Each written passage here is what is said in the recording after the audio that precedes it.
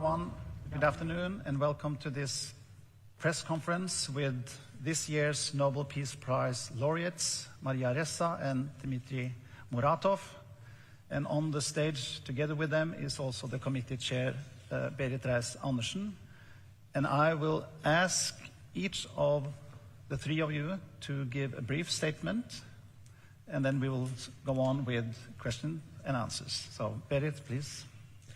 Thank you very much. I think it's appropriate for me to say a few words about why we have chosen these two excellent laureates for the Nobel Peace Prize this year.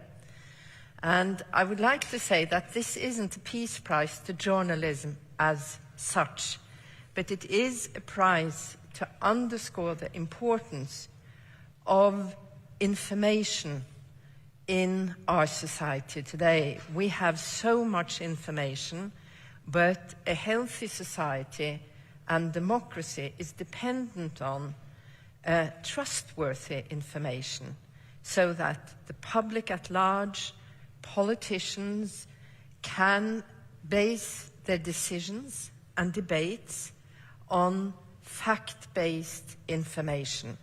There's so much information in society today that is not trustworthy, is disinformation, is propaganda, is fake news, etc. And we would like to lift the importance of freedom of speech, freedom of information, and the profession that really protects freedom of information and freedom of speech is journalism. And you two are such excellent representatives of being brave journalists, standing your ground, and you represent all journalists who fight every day to carry out information to the public at large. Thank you. Maria? Thank you. I mean, it's amazing to be here. It's wonderful to see you all, and it's such a privilege to have spent some time together. Just a quick thing of what's happened while we've been coming to Oslo, right? I had to get 4 courts to give approval to allow me to travel for 7 different criminal charges. And just last week, we had a cabinet secretary file a legal complaint against 7 major news organizations in the Philippines, including Rappler, including me. And then just yesterday, a former colleague of mine, Jess Malabanan, was shot to death. I think this just gives you an idea of where I flew from, and it is so wonderful to be here with you all today.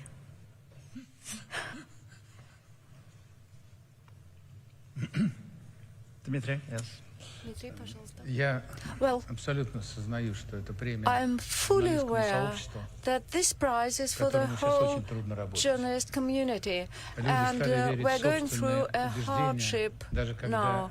People don't trust even themselves, and people choose to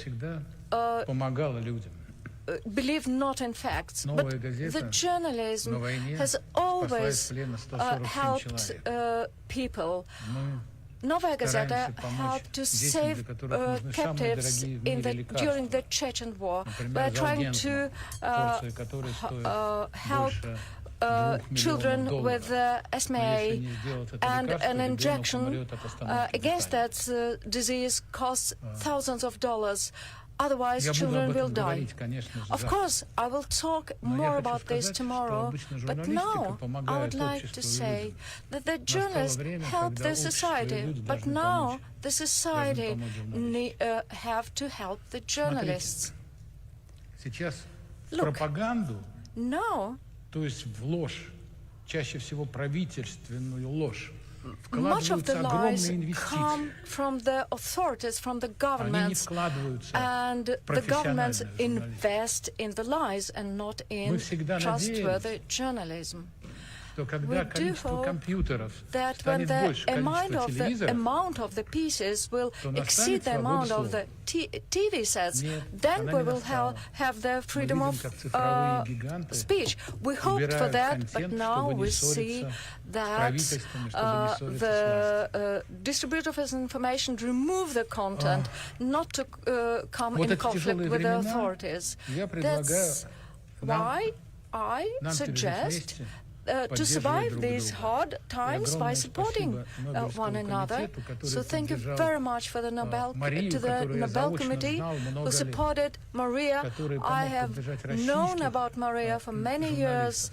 And thank you, Nobel Committee, for supporting the Russian media. And now I've just been to your committee room, and I saw some 40 portraits. And in 40 years we will see more portraits there on your walls. Thank you. Thank you all. And we will now open for questions. So please raise your hands, and when I give you a sign, you will walk to that microphone and ask one question each. NTB. And please remember to present yourself. Morten Jentoft from Norwegian Radio and TV. Morten Jentoft is Radio Television Norvegi. I have worked as a correspondent in Moscow for many times. I represent the Norwegian Broadcasting Company. And I think this prize is very important for you. Dmitry Andreevich, I have a question for you. Since the reaction of the Russian authorities after the announcement, including the press secretary of President Putin, Mr. Peskov, he congratulated you. And then you actually met President Putin. And I'm not sure what he told you, but among other things, he mentioned that Novaya Gazeta is not under the law. What can you say about how the Russian authorities reacted to your award? Thanks. I know what you know. I have heard that the speakers of the Russian parliament said that he would address the Nobel Committee to withdraw this prize. But I believe that the Russian parliament speaker did not agree with the Nobel Committee. What was the most important for me was how the journalist community would react, and how the people's country would react. And the amount of kind words and congratulations was extremely important for us.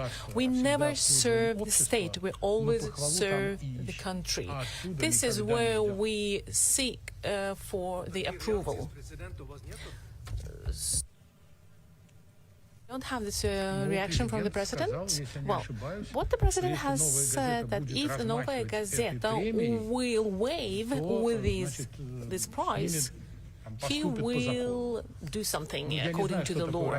I don't know what does it mean waiving the Nobel Prize. I haven't had it before. It was a kind of threat. I believe that it's a regular way of speaking with Western journalists for Putin, kind of derisive tone or ironic mocking towards the Western press, always stating who is the owner of this place. And this is a kind of image, part of image of the president.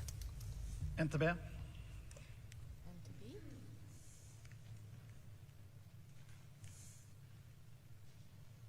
Hello, my name is Maria de Rosa. I'm from the Norwegian news agency NTB.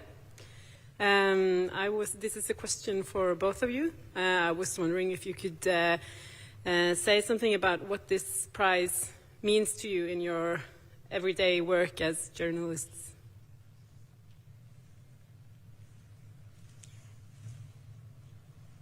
the light is a shield in so many ways. It also has lifted the energies, the spirit of not just the journalists in the Philippines, where we've really needed this, but also, I believe, journalists all around the world. It's a spotlight to show how much more difficult it is to do our jobs. It places the dangers that we face. And for the Filipino people, as we walk into our May presidential elections, all of a sudden after the announcement, the silence was broken. So I hope for my country, at the very least, it means better days ahead. Thank you.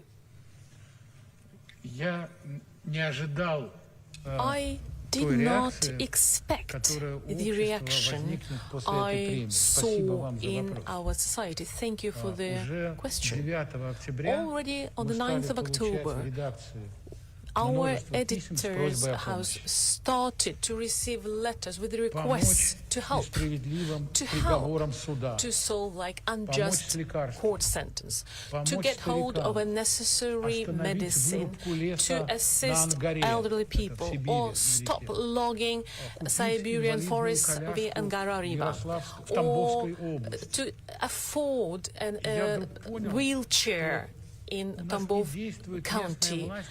And suddenly I realized that regular or local authorities are not functioning. People don't have anywhere to go.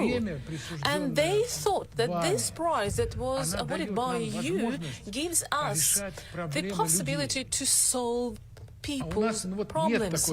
But we do not have this opportunity. But anyhow, we can't avoid this, and we are starting call center, voluntary center, and now we are going to wave, yes, with this magician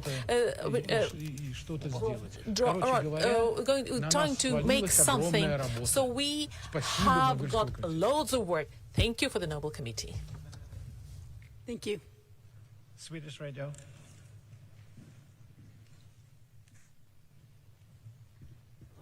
Hi, I'm Carina Holmberg. I work for the Swedish Radio.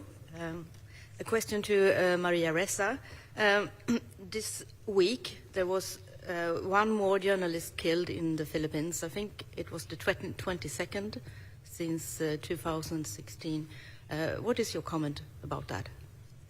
I know he's a former colleague. Jess Malabanan is at least, because we don't know the exact number right now, right? But he would make the 22nd journalist killed. The news just came out in the last 36 hours. He was sitting in a little store he had in front of his home, watching the news, when a single bullet aimed for his head killed him. I think it shocked the community. Jess was someone who worked on the Reuters drug war series. He also works for the Manila Standard, a newspaper there, and has contributed to ABS-CBN, the old network the largest broadcasting network, but the old network whose news group I ran.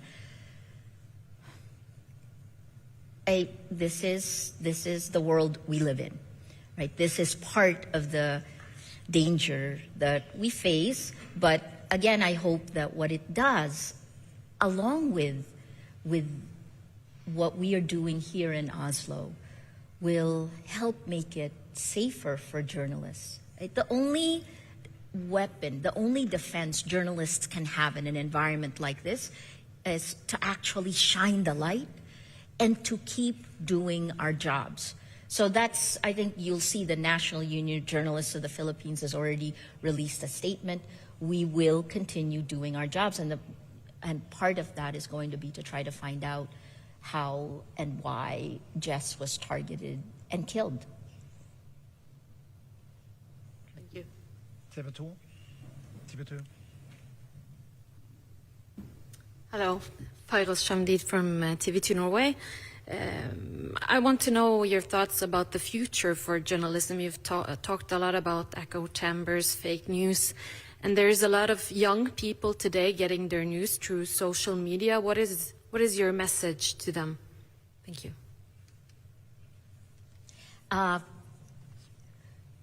I've talked about this for the last 5 years, right? It's the impact of technology. We journalists lost our gatekeeping powers, and I would peg that to around 2014, 2015. And the new gatekeepers is technology, social media companies that have essentially watered down facts, right? Made it so that lies laced with anger and hate actually spread faster and further than facts. That's the core of the problem. That's the trigger for the rise of these cheap armies on social media that are rolling back democracy. That doesn't mean it's a bad time to be a journalist. What it means is that we need to strip away our old ideas, because this is now part of the old world, and we need to embrace that we are going to have to use this technology, and we're going to need to create a new world, right? And that is part of what we tried to do in Rappler. I mean, just 2 weeks ago, we rolled out a new tech platform. But for new journalists, for the young journalists who are out there, we need you. And this is the time, unlike when I became a journalist, you're not going to be making coffee. You're not going to be running around doing busy work. This is the time to create.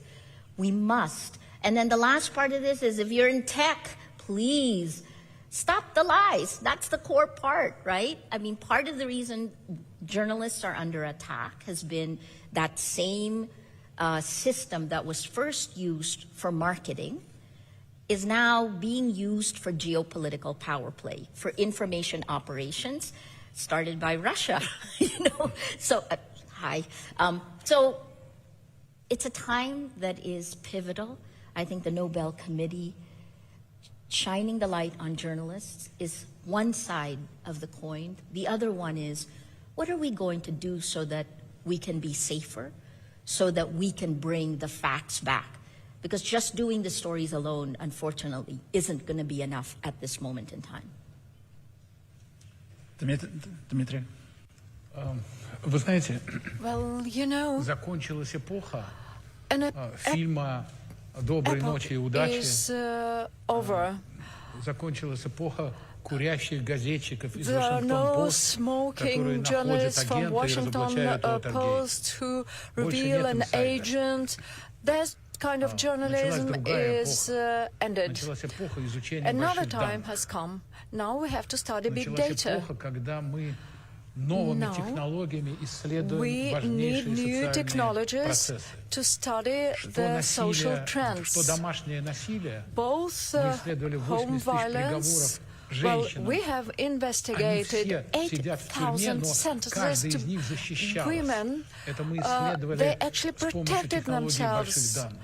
And we needed big И надо data не бояться технологий, to Мария права. restore Надо this big trend. использовать эти Maria is технологии, right. We сочетая need их to use с the new личным талантом человека, который это technologies делает. and Талант combine them плюс with our технологии. own personal talents. И вторая вещь, The second thing, не должны оставаться нераскрытыми we вообще shall преступления, not но forget преступления any против crimes, журналистов. especially в crimes первую against очередь, journalists. потому что журналистов Because убивают из-за того, journalists что are они being пытаются killed рассказать обществу because про they're жизнь, trying которую to это say общество сейчас something about живет. the life of Я the вам могу people. сказать, что 8 I can say октября that on October the 8th, позвонил и Olaf, сказал о премии, хотел сказать о премии. tried to call me and tell me the award. But the 7th of October, we marked 15 years since the murder of Anna Politkovskaya, and the mastermind of that crime is still not found. We cannot recognize that this case should be closed. We will continue our work. We will find the mastermind. Thank you. Mr. Srivastava at the back, and then Reuters. Greetings. I'm Sri Srinivasan from Scroll.in and Scroll Global, a leading independent Indian news website. What are the lessons for the rest of Asia from your troubles in the Philippines and in Russia. We know there are anti-democratic forces in many countries that have been traditionally democratic.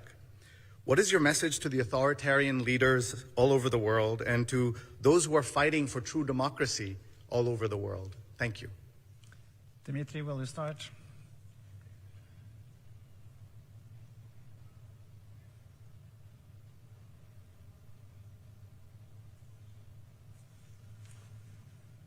He said, Olaf says you should start, Dmitry. Я вам хочу ответить коротко. Well, I will give you a short answer. Демократия нуждается в реабилитации. Democracy needs rehabilitation.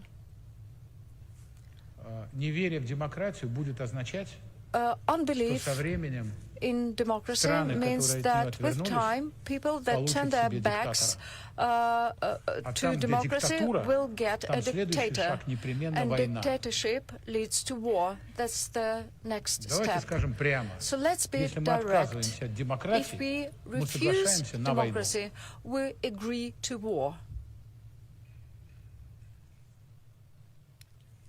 Maria? First of all, thank you for Scroll. Like Rappler, you're a digital site. And I think this is one of the biggest things we are going to need to fix globally is the incentive structure of the internet, right? Part of the problem that journalists, news organizations face is that what makes news, what makes journalists excellent gatekeepers. We're human, after all, so sometimes we're not, but we actually are transparent about those times, right? But what's changed is that what kept it objective in the past was the entire process of the news group, a reporter, an editor, a sub-editor, a managing editor, right? A very expensive process. In the age of the internet, that expensive process gets distilled to a page view.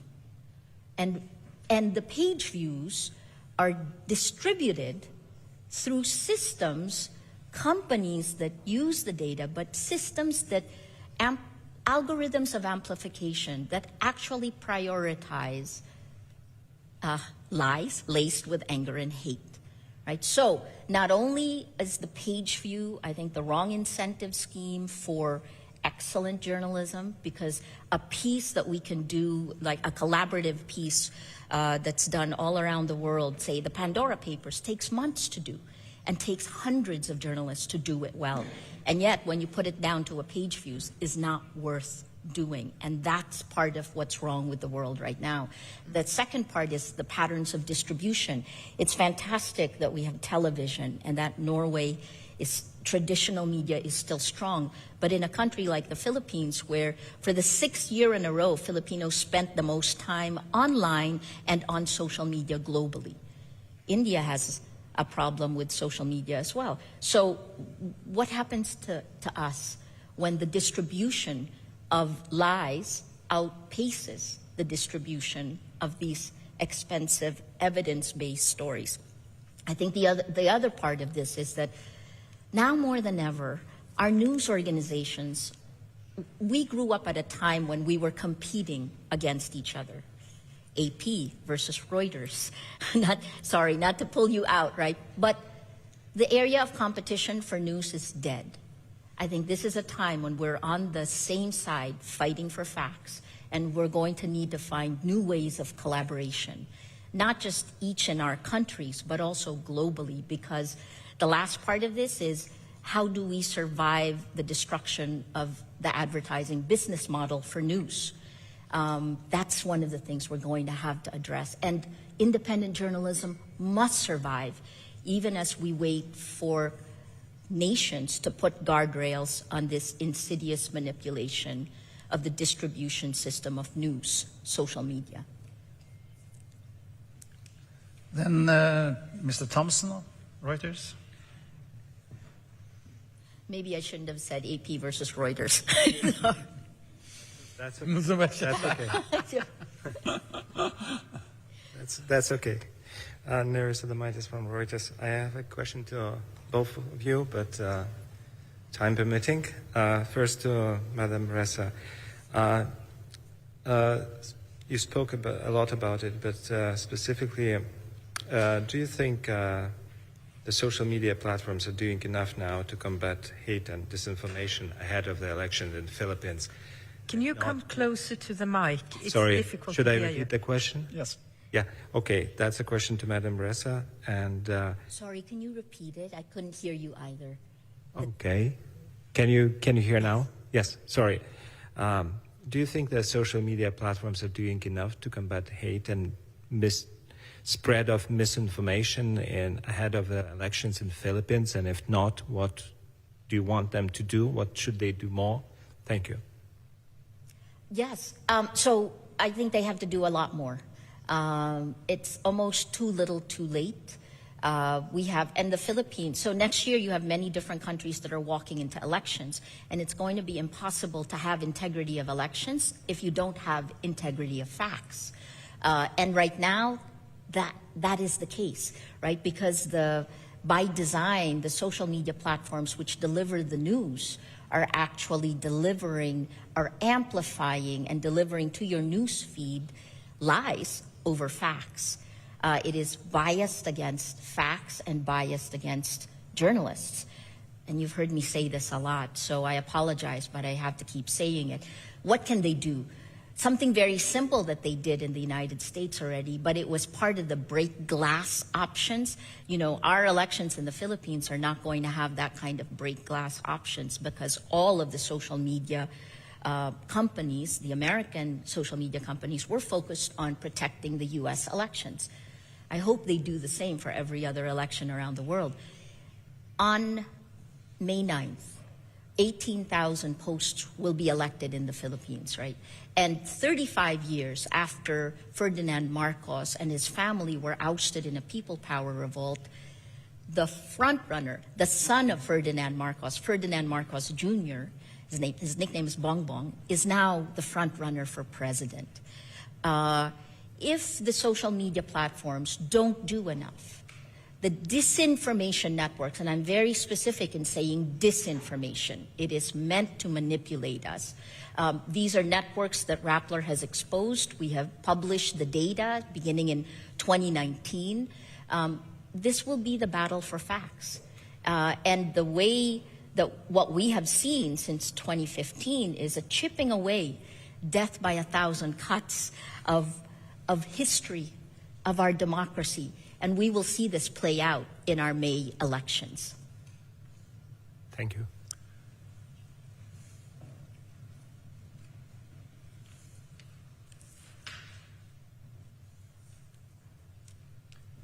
Thank you for your time. This is my name is Hiro from TBS Tokyo. I have a question for both of you. So we've been in crisis about facts, but now recently that a lot of the alternative news are actually based on a very limited source, but in actual facts, but with a little bit of cosmetic surgery from more emotional, subjective narratives. And I think that is kind of it will bring us more difficulties with fight against, the old style fake news. But how would you say to that? What can we do to fight against these new generation, I would say, alternative news, which is based on very limited facts, yes, but not totally fake news? Okay. So this is kind of a continuation of this, right? What can we do? Right now, we have to understand that our old distribution system, which was controlled by journalists, was a thinking slow process, right? Two systems of thinking of human beings, thinking fast, thinking slow, that book by Daniel Kahneman. So journalism, the process of democracy, the process of choosing who wins the Nobel Prize is a thinking slow process. And yet today, the technology we use to deliver news, social media, is a thinking fast process. It is meant to undercut our thinking slow process and amplify emotions.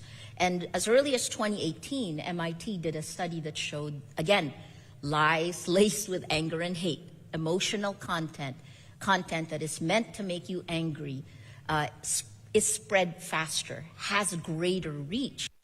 That with information operations, targeted information operations by countries, right? That this is how disinformation, how the world is shifted. Does that make sense? So what can we do? Well, that thinking fast process can be changed. Right now it's in the control of a few American companies, right? So one of the things they can do, which they did after January 6th, was to turn up the dial on quality news. They called it the news ecosystem quality. After the violence on Capitol Hill, they pushed it up, and all of a sudden, CrowdTangle showed, NPR, the New York Times, CNN, versus the kind of low-level quality that manipulated our emotions. These are some of the things that governments need to look at. Right? Why should this be in the hands of private companies? The EU has a Democracy Action Plan. They have a Digital Services Act, a draft law that looks at these algorithms of amplification. The UK has one. I'm trying to think if Japan has one. In Southeast Asia, in Asia, not so much yet. Maybe that should be a good thing. But we certainly need to have action by democratic states to prevent the manipulation, not just of our emotions, but the last part is of our data, right? This is data that we own that has now been pulled together in something Shoshana Zuboff called surveillance capitalism. That's in the end the power and money that's helped turn the world upside down. Dmitry, do you want to add something? В Советском Союзе in the Soviet Union, in Brezhnev time, we had a flourishing time for the state-owned TV. Every anchor knew what Brezhnev thinks, and therefore he had to express Brezhnev's thought to their audience. The Soviet Union came to a halt, and instead of TV channel, we've got those social networks with those algorithms that work in a very mysterious way. For example, in our country, recently, when you search for something, the top information that you will get is information how wonderful weapon our country has made and how fearful it is for all the countries like NATO countries. It's kind of a very relevant request.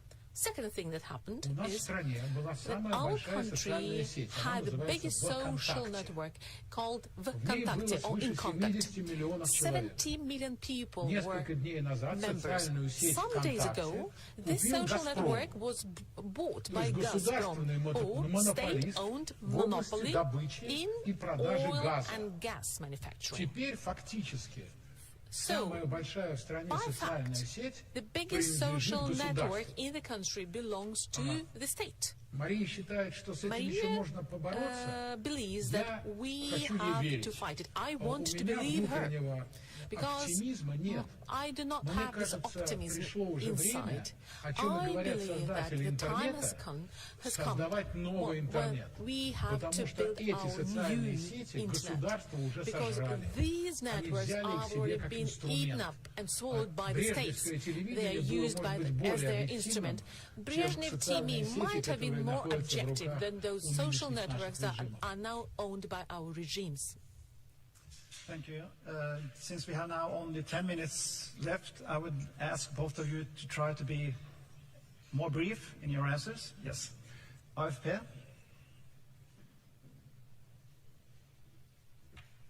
Hello, Viken Kontansi for AFP News Agency, and this is a question that goes to both of you. You've kind of given clues of what your answer would be. In the year's World Freedom Press Index made by Reporters Without Borders, the Philippines were number 138 and Russia number 150. It's still early, of course, but would you say that the situation has improved or, on the contrary, worsened in your perspective, respective countries, since the Nobel Peace Prize was awarded to you? Yeah. I think that you have to look at the conditions that we're working under right now. The largest broadcaster in the Philippines, ABS-CBN, it's a news group I managed for 6 years, 1,000 journalists, has lost its franchise to operate. That just happened last year. And despite the stories that we continue to do, the response of the government has been to deny.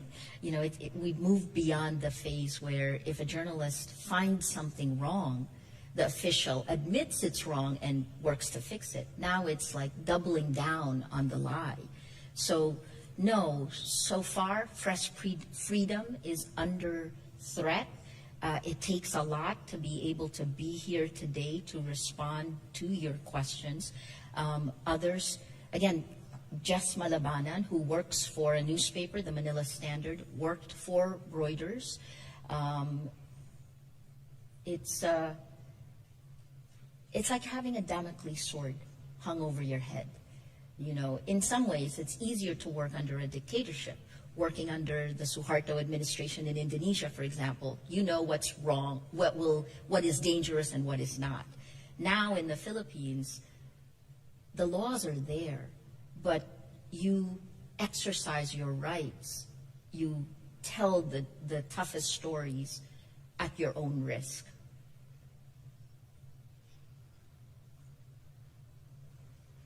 Dmitry, please. Я целиком согласен I с Марией. totally support, agree with Maria. Very good. NRK, another question?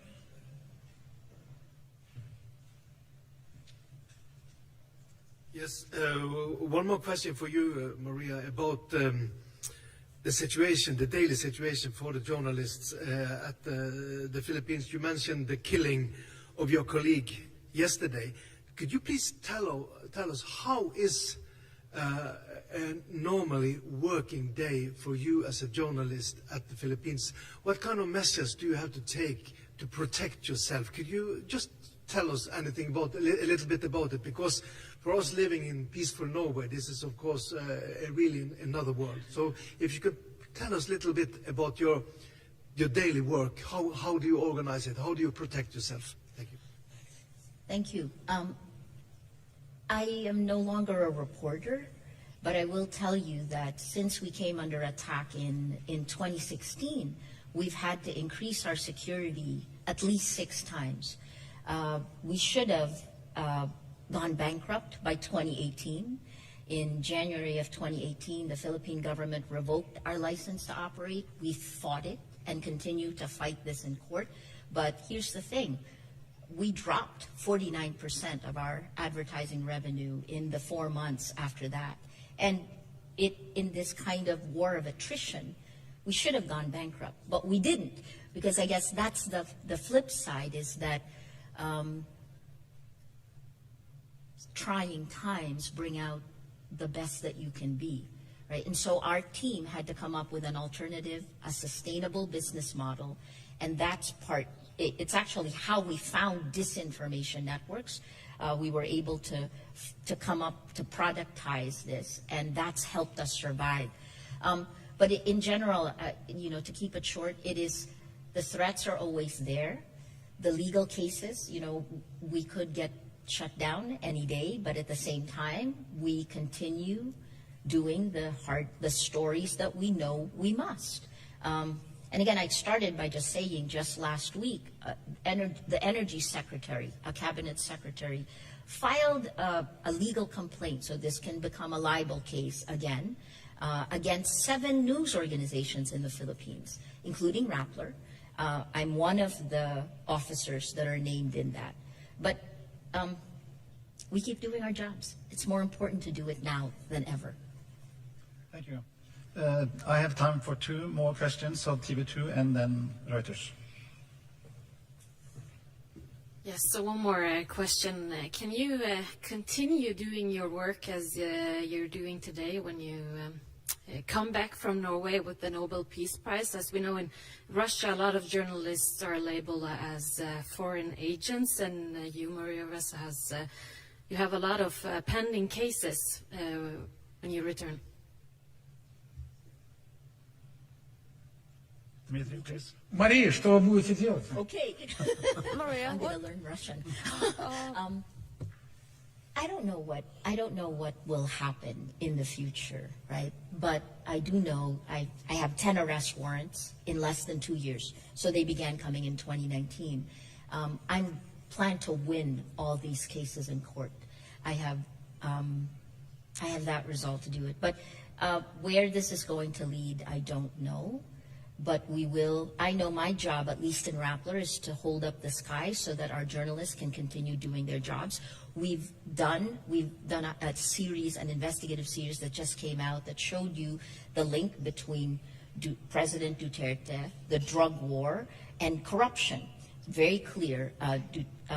So I won't say any more because I should keep it brief. But this is the time it matters. So we'll keep going forward.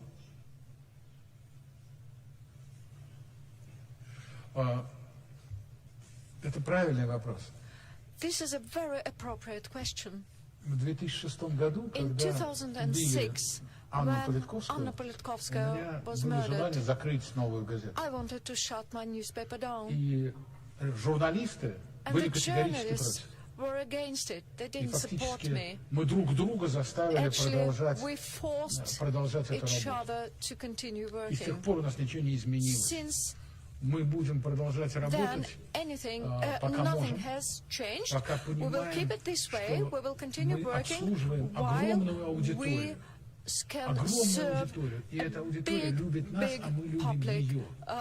They Во love us, многом нам we помогают love именно them. читатели своими Our донейтами. readers Мы гордимся donate теми money людьми, to us. которые We're proud of the подставили нам плечо. who actually Я даже are very предполагаю, supportive.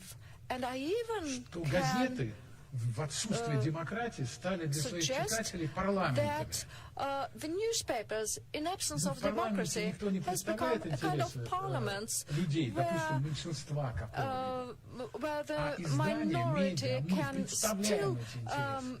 И вот до тех пор, пока present в their нас interests. заинтересовано общество, That's what we do. мы And будем as long его as the сервисом, society мы is будем его interested in голосом, us, мы as будем long as его they need профессионалами. us, we are going to be their professional and their advocates. Thank you. One final question from Reuters. Thank you. I will ask that question in Russian. Господин Muratov, я хочу вам задать Mr. вопрос. Muratov, I would like to ask you a question in Russian. Конечно, спасибо. Yes, thank you. Является ли усиливающее давление на российские СМИ The скоординированной атакой increasing Кремля press на свободу on слова? Если the так, Russian что вы хотите media сказать Кремлю? outlets, is it a И озабочены coordinated ли вы сами, effort что of вы the можете Russian попасть под эту authorities? наклейку Are you иностранных агентов за afraid то, что to вы be branded примете as foreign деньги agent, из Нобелевской since you are now Нобелевского getting комитета? some foreign money, the Nobel Prize? Но если мы станем агентами из-за Нобелевской премии, If we are going to be то мы не расстроимся. foreign agents because of the Nobel Peace Prize, we will not get upset. No. Я все-таки думаю, что мы не станем Well, but иностранными агентами. У нас actually, I don't think so. I don't think we will на нас лежат другие риски. get this label. Что, We have some other в вашем risks, вопросе есть though. справедливая вещь. Вот But нападки you на are свободу слова right это in часть чего? asking this Это question. часть This pressure is возвращения a part к of особому виду консерватизма. returning back to a Это certain новый type of консерватизм, conservatism. который провозгласил Владимир Путин. Vladimir Putin Во declared многом that этот his cause is a консерватизм основывается на том, conservative что у one, нас в стране все время based улучшают прошлое. on the fact that we're improving our past А in медиа Russia не дают all the улучшать time, прошлое. while the Они media рассказывают, outlets что там do было на not самом allow деле. the authorities to improve the past. Оказывается, что мы не патриоты, We потому что tell мы how не it верим в actually мифы. was. It А was. патриоты And we don't believe – in это те, myths. кто We are not в мифы patriots. верит. Patriots Но мы in не Russia верим are в those мифы. who believe in Что myths, мне but сказать? we Я хочу do not сказать, believe in не myths. надо верить в мифы. Do Идет not believe новое in myths. поколение. A new Оно generation will разберется. come. It Никто не will сможет это make закрыть their own Википедию. choices. Никто не сможет No one will закрыть shut down цифровые книги. Wikipedia Люди все равно могут or digital самостоятельно books. получать знания. People can get Не information надо взрывать independently. мосты, Do not делать разрыв между поколениями. make this rupture Мы between сегодня с утра generations. разговаривали You know, I had an interesting talk this morning.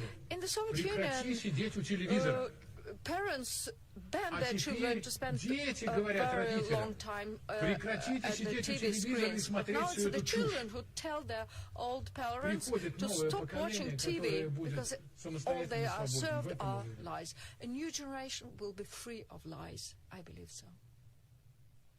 Thank you. Then our time is out. So thank you for all the good questions and for all the interesting answers.